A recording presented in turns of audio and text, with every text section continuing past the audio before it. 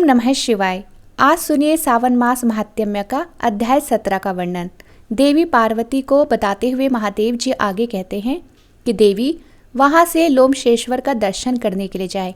वह स्थान दुखांत कारणी से पूर्व भाग में 7 धनुष की दूरी पर है। महर्षि लोमश ने उस लिंग की स्थापना की है।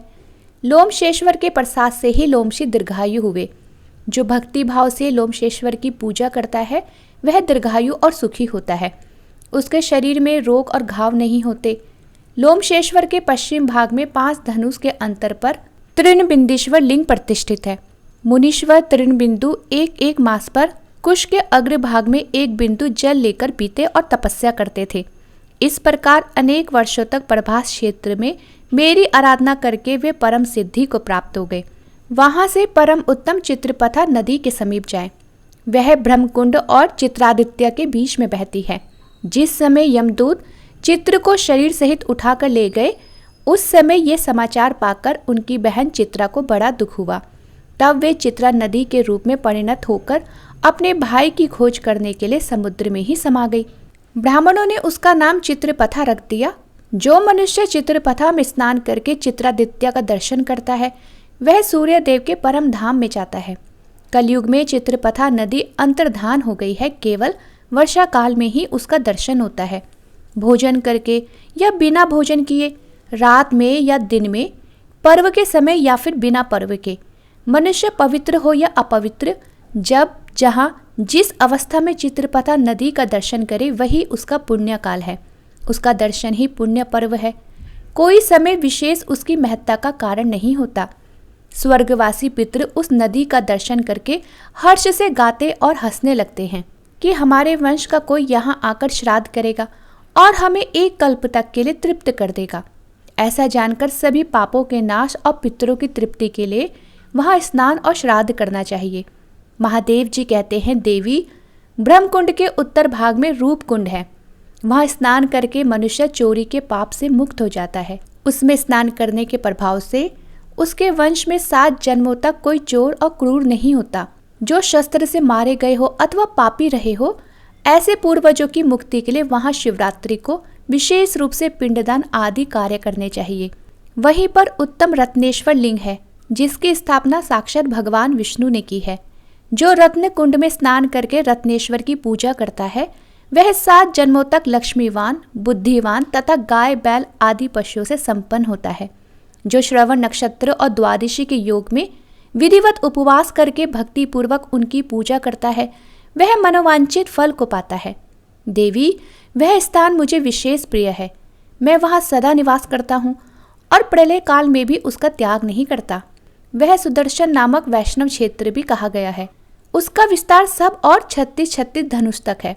इस सीमा के भीतर जो भी अधम प्राणी कालवश मृत्यु को प्राप्त हो जाते हैं उन्हें भी परम पद की प्राप्ति होती है। जो लोग वहां भगवान विष्णु की प्रसन्नता के लिए सोने का गरुड़ और पीताम्बर दान करते हैं उन्हें यात्रा का उत्तम फल प्राप्त होता है। रत्नेश्वर से उत्तर में 3 धनुष दूर विनीता नंदन गरुड़ के द्वारा स्थापित वैंतेश्वर लिंग है। जो मनुष्य पंचमी के दिन भक्ति पूर्वक गरुड़ेश्वर की पूजा करता है उसे 7 जन्मों तक सर्पजनित विष का भय नहीं होता।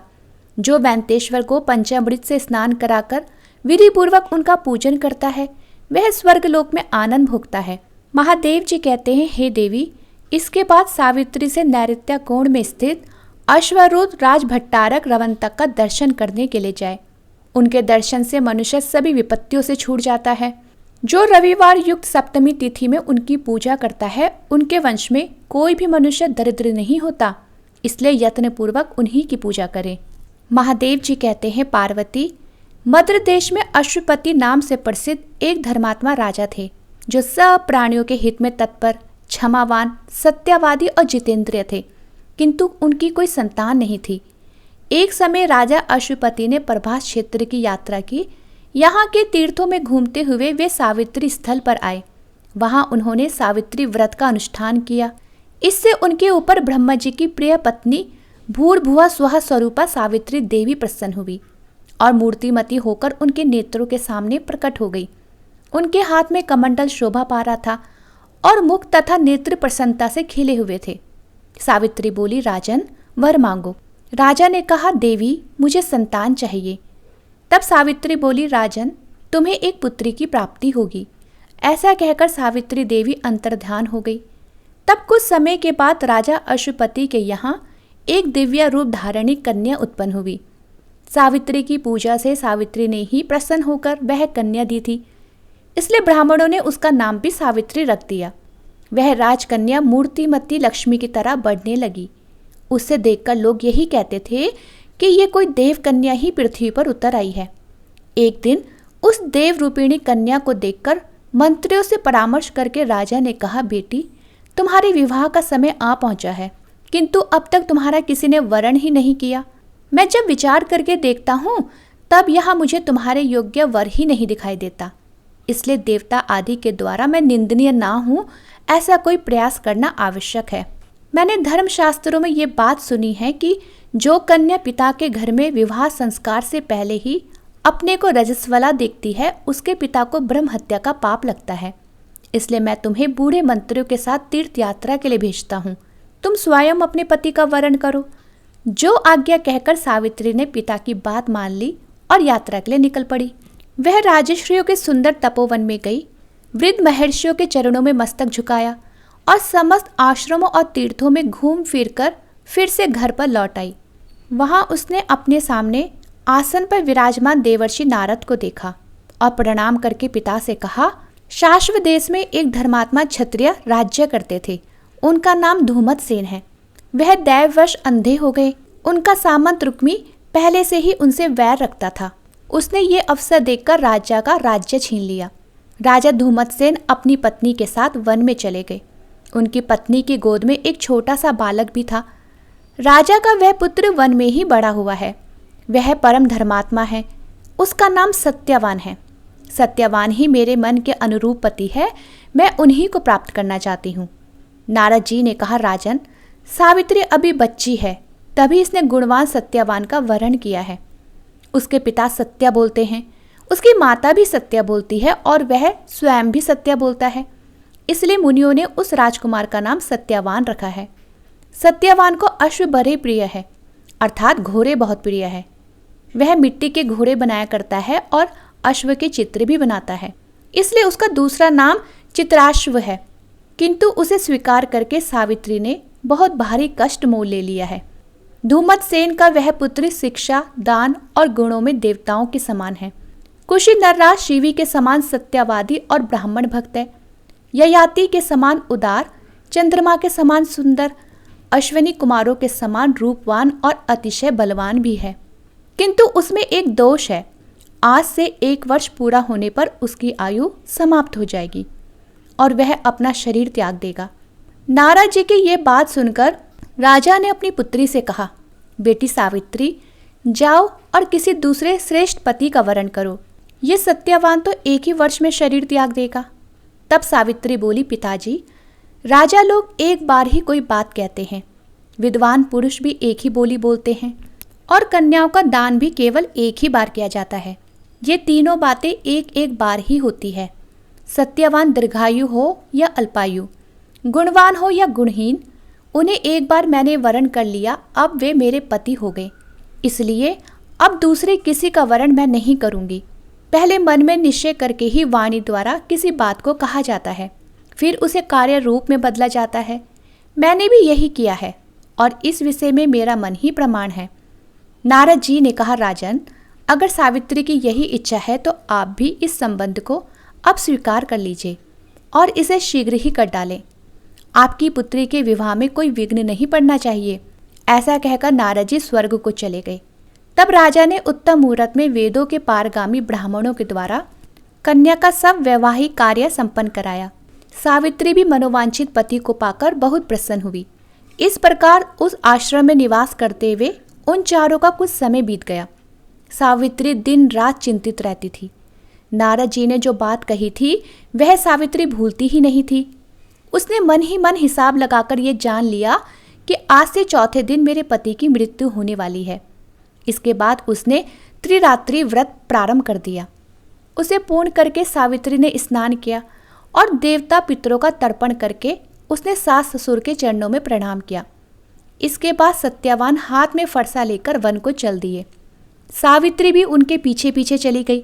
सत्यवान ने जल्दी ही फल फूल समीधा और कुश एकत्र करके सूखी लकड़ियों का एक बोझ भी बांध दिया।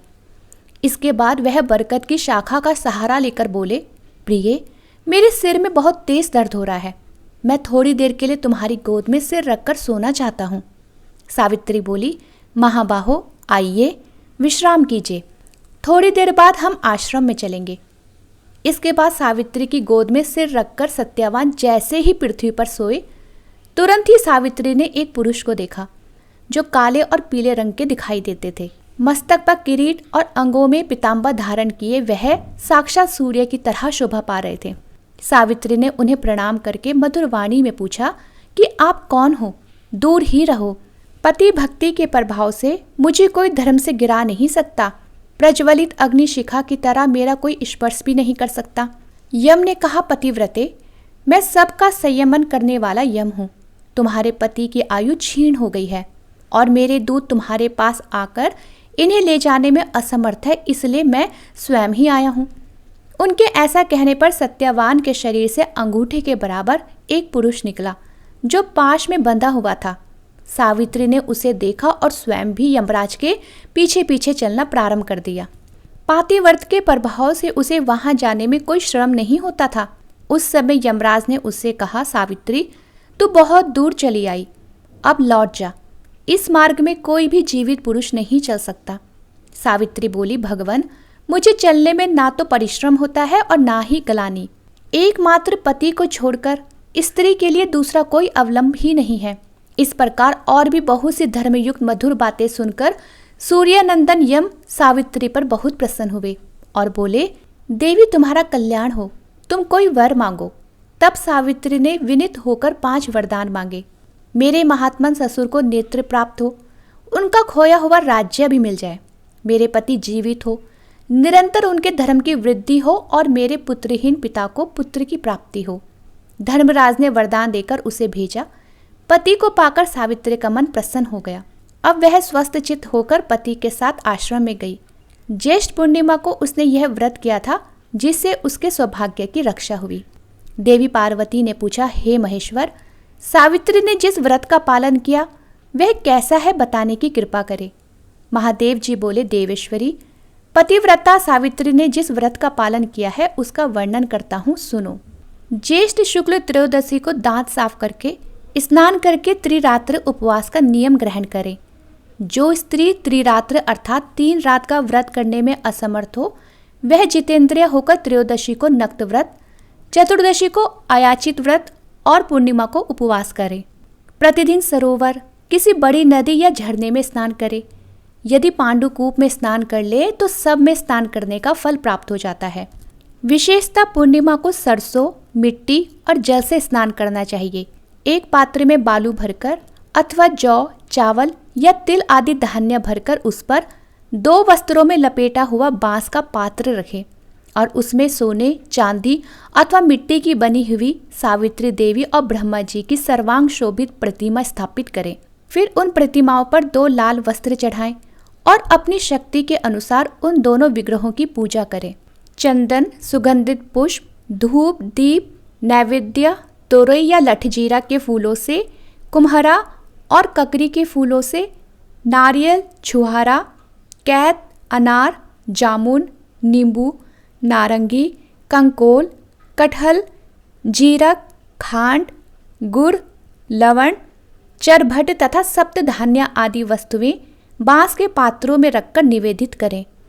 कंठ सूत्र को सुंदर केसर और कुमकुम से रंगे। इसके बाद मंत्रोच्चारण पूर्वक पूजन करें। मंत्र इस प्रकार है, ओंकार पूर्विके देवी वीणा पुस्तक धारणी दिव्यंबिके नमस्तुभ्यम वैद्यव्यम प्रच्छमे। अर्थात वीणा और पुस्तक धारण करने वाली सच्चिदानंदमयी माता सावित्री देवी, आपको नमस्कार है, आप मुझे सौभाग्य प्रदान करो। इस प्रकार पूजा प्रार्थना करके बहुत से स्त्री पुरुषों के साथ गाना बजाना करते हुए वहां जागरण करें। श्रेष्ठ ब्राह्मणों से सावित्री की कथा कहलवाएं। ब्रह्मा जी और सावित्री का विवाह करें। सारी सामग्री वेदव्य ब्राह्मण को दान करें। जिसकी जीविका कठिनाई से चलती हो, ऐसे निर्धन अग्निहोत्री ब्राह्मण को सावित्री की प्रतिमा दान करे। उस रात में ब्राह्मण दंपतियों को निमंत्रित करके प्रातःकाल वट वृक्ष के नीचे सावित्री के सम्मुख भोजन कराएं। वहां एक एक ब्राह्मण को भोजन कराना कोटि कोटि ब्राह्मणों को भोजन कराने के समान पुण्यदायक कहा गया है। ब्राह्मणों को भोजन कराते समय कड़वे तेल का बना हुआ अर्थात सरसों के तेल का बना हुआ व्यंजन ना परोसे। स्त्री को खट्टा और खारा भोजन कभी नहीं देना चाहिए। 5 प्रकार के मधुर भोजन कराएं। दूध और घी में बने हुए पुए, अशोकवर्ती का एक प्रकार का पकवान, छुआरे के साथ बनी हुई पूपिका, घी और गुड़ से बना हुआ हलवा और मोदक। जो स्त्री ऐसा करती है वह धन धान्य और मनुष्य से पूर्ण होती है। उसका वंश भरा पूरा रहता है। उसके कुल में कभी कोई स्त्री विधवा नहीं होती। अथवा यदि तीर्थ में भोजन की सुविधा ना हो तो घर लौटने पर भोजन कराएं, जिससे सावित्री देवी प्रसन्न हो। इसी प्रकार अपने घर पर आकर पितरों के लिए पिंडदान पूर्वक श्राद्ध भी करें। इससे पितृ संतुष्ट होते हैं, ऐसा ब्रह्मा जी का कहना है। अपने घर में श्राद्ध दान करने से तीर्थ की अपेक्षा भी 8 गुना पुण्य होता है, क्योंकि वहां पर नीच पुरुषों की दृष्टि नहीं पड़ती। पितरों का श्राद्ध एकांत और गुप्त होना चाहिए। नीच पुरुषों की दृष्टि से दूषित होने पर वे पितरों को नहीं प्राप्त होता। इसलिए प्रयत्नपूर्वक श्राद्ध को गुप्त रखकर ही करें, वही पितरों के लिए तृप्तिदायक होता है। आज का महात्म्य समाप्त हुआ।